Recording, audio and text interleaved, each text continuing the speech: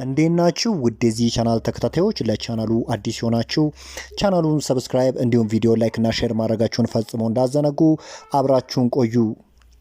አርሰናል የቤንጃሚን ሲሶኮን ለማስፈረም የሚደረገው ፉክክርን እየመራ ይገኛል። የውል ማፍረሻው በ70 ሚሊዮን ዩሮ እንደሆነም ተዘግቧል። አርሰናል ታዲያ አጥቂ ለማስፈረም በአውሮፓ የተለያዩ አማራጮችን ሲያደርግ ነበር። ነገር ግን ክለቡ ከቤንጃሚን ሲሶኮ የተሻለ ሰው ሊያገኝ አልቻለም። ይህ ማለት ደግሞ አርሰናል ቤንጃሚን ሲሶኮን እንደሚያስፈርም ዋስትና ይሆናል ማለት አይደለም። አሌክሳንደር አይዛክም ላይም ፍላጎት አላቸው። በክረምቱ የዝውውር መስኮት እንግዲህ የሚፈጠረውን አብረን እናያለን ሲል እንግዲህ ታማኙ ዴቪድ ኦርስተን ዘግበዋል። በአርሰናል ሲፈለግ የነበረው ተጫዋች ኮንትራቱን አራዝሟል። አርሰናል ይቀላቀላል ተብሎ ሲጠበቅ የነበረው ጆሹዋ ኪሚች ከባየር ሙኒክ ጋር ያለውን ኮንትራት እስከ 2029 ድረስ ለማራዘም ከስምምነት ላይ መድረሱ ስካይ ስፖርት ዘግቧል። ተጫዋቹ እንግዲህ መዳረሻው ወደ አርሰናል ይሆናል ሲሉ እንግዲህ በርካታ ምንጮች ሲዘግቡ ነበር። ነገር ግን አሁን እየወጡ ያሉ መረጃዎች ተጫዋቹ በባየር ሙኒክ እንደሚቆይ ያመላክታሉ። አርሰናል እንግዲህ እንደሚታወቀው ጆሹዋ ኪሚችን እንግዲህ የማስፈረሙ ነገር እንግዲህ አብቅቶለታል። ውሉን ማራዘሙን ተከትሎ እንግዲህ አሁን ፊታቸውን እንግዲህ ወደ ባርሴሎናው ሚድፊልደር ዲዮንግ አዙሯል። እንግዲህ ተጫዋቹ ከዚህ በፊትም እንግዲህ በአርሰናል እንደሚፈለግ ይታወቃል። በተለይም ደግሞ ሚካኤል አርቴታ መሀል ላይ ያለውን ፕሮብሌም ሶልቭ ለማድረግ ነው ዋና ዓላማቸው።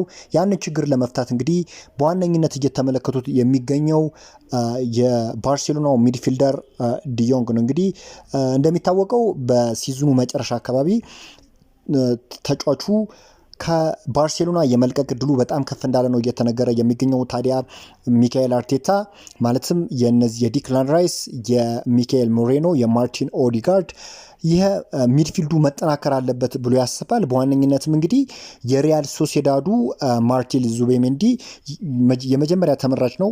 የመስፈረም እድሉም እንግዲህ ከፍ እንዳለ ነው እየተነገረ የሚገኘው። እንግዲህ በ60 ሚሊዮን ዩሮ አካባቢ እንግዲህ ተጫዋቹ ወደ ፍላይ ኤሚሬትስ ይመጣል ተብሎ ይጠበቃል። በመቀጠልም ታዲያ ይህንን ተጫዋች ፍራንኪ ዲዮንግ ወደ አርሰናል የመምጣት እድሉ ሰፊ እንደሆነ ነው እየተገለጸ የሚገኘው። እንግዲህ መሀል ላይ ያለውን ክፍተት ፖቴንሻላቸው ወይም ደግሞ አቅማቸው ከፍ ባሉ ተጫዋቾች አርቴታ ለማጠናከር እንደሚፈልግ ነው እንግዲህ በርካታ ምንጮች እየገለጹ የሚገኘው። ሌላኛው ዛሬ እየወጣ ያለው መረጃ እንግዲህ ምንም እንኳን ታማኝነቱን ብዛም ቢሆንም እንግዲህ አርሰናል የኢንተር ሚላኑን የፊት መስመር ተጫዋች ላውታሮ ማርቲኔዝ ላይ ፍላጎት እንዳለው ተነግሯል። እንግዲህ ሩጫውንም እንደተቀላቀለ ነው። ይህንን ተጫዋች ለማስፈረም የሚደረገው ውድድሩን እንደተቀላቀለ ነው እንግዲህ በርካታ ምንጮች እየገለጹ የሚገኙት እና ከአርሰናል በተጨማሪ እንግዲህ ሊቨርፑልን በተጫዋቹ ላይ ፍላጎት እንዳለው ነው እንግዲህ ምንጮች እየዘገቡ የሚገኙት። እንግዲህ የአብረን የምናየው ይሆናል። አርሰናል እንግዲህ ሩብ ፍጻሜውን የሚቀላቀል ከሆነ እስከ 101 ሚሊዮን ዩሮ ድረስ ወደ ካዝናው የማስገባት እድል እንዳለው እየተገለጸ ይገኛል። እንግዲህ አርሰናሎች ኦልሞስት 16ቱን ኦልሬዲ እንዳለፉ ነው ኤክስፔክት የሚደረገው። 7-1 በሆነ ውጤት የመጀመሪያውን ጨዋታ ማሸነፋቸው ይታወቃልና ወደ ኳርተር ፋይናል የማቅናት እድላቸው እጅግ ከፍ እንዳለ ነው እየተገለጸ የሚገኘው። እሱ ብቻ አይደለም። አንዳንድ መረጃዎች እንደሚያስቀምጡት ከሆነ አርሰናል ሙሉ ለሙሉ እንዳለፈ ነው እያስቀመጡ የሚገኙት። የአውሮፓ ሻምፒዮንስ ሊግ የሳምንቱ ምርጥ ተጫዋቾች እጩዎች ይፋ ሲደረጉ በዚህ ዝርዝር ውስጥ እንግዲህ ማርቲን ኦዲጋርድ መካተት ችሏል። ድንቅ እንቅስቃሴን አርሰናል ካለሜዳው ሄዶ ፒኤስቪን በገጠመበት ጨዋታ ላይ ድንቅ እንቅስቃሴን ማሳየቱ የሚታወስ ጉዳይ ነው። ታዲያ ተጫዋቹ ከምርጥ ተጫዋቾች ውስጥ መካተት ችሏል። እንግዲህ ሌሎቹ ተጫዋቾች እንግዲህ አሊሰን ቤከር፣ ሃሪኬን፣ ሮድሪጎ በአውሮፓ ሻምፒዮንስ ሊግ ውስጥ በሳምንቱ ምርጥ ተጫዋቾች ውስጥ መካተት የቻሉ ተጫዋቾች ናቸው። ቻርለስ ዋስ ስለ አርሰናል አዲስ ስፖርቲንግ ዳይሬክተር እንግዲህ ተናግሯል። ትክክለኛው የአርሰናል ቀጣዩ የስፖርቲንግ ዳይሬክተር ማን እንደሚሆን በትዕግስት እየጠበቅን ነው። አንድሬ ቤርታ በአርሰናል ዝርዝር ውስጥ ቀዳሚ ቦታ የሚይዘው ሰው ነው። እንደሰማሁት ከሆነ በቅርቡ ለቤርታ ይፋዊ ጥያቄ ሊያቀርብ ይችላል ወይም ሌላ ሰው ሊሆን ይችላል። አርሰናል በዚህ ቦታ ላይ የሚያመጣው ሰው በቀጣዩ የክረምት የዝውውር መስኮት ትላልቅ ዝውውሮችን የሚፈጽምላቸው ሰው እንደሆነ አውቅ ያለው ሲል ቻርለስ ዋትስ ተናግሯል።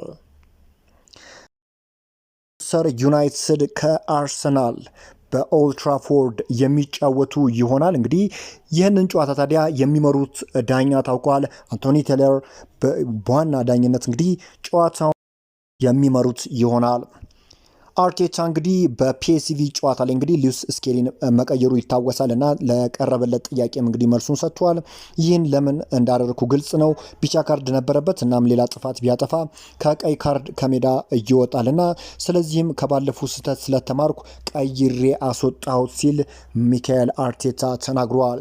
ሌላኛው ጥያቄ አርቴታ ስለ ቺዶ ኦቢ ማርቲን እንግዲህ ተጠይቆ ምላሹን ሰጥቷል። በውሳኔው ላይ ጫና ማድረግ አልፈለኩም ነበር። አንድ ተጫዋችኛ ለቆ ይመችኛል ወዳለበት ቦታ መሄድ ከፈለገ መሄድ ይችላል። እንደሱ አይነት ተጫዋቾችን ማጣት ይከብዳል። ቢሆንም ግን ውሳኔውን አከብራለሁ ሲል ሚካኤል አርቴታ ተናግሯል። እሁድ ማንቸስተር ዩናይትድ ከአርሰናል በኦልትራፎርድ ስታዲየም የሚደረግ ይሆናል። እናንተስ ውጤቱ ምን ይመስላችኋል? ውጤቱን አስቀምጡ በማለት በአዲስ ቪዲዮ እስክንገናኝ ድረስ መልካሙን ሁሉ ተመኘው።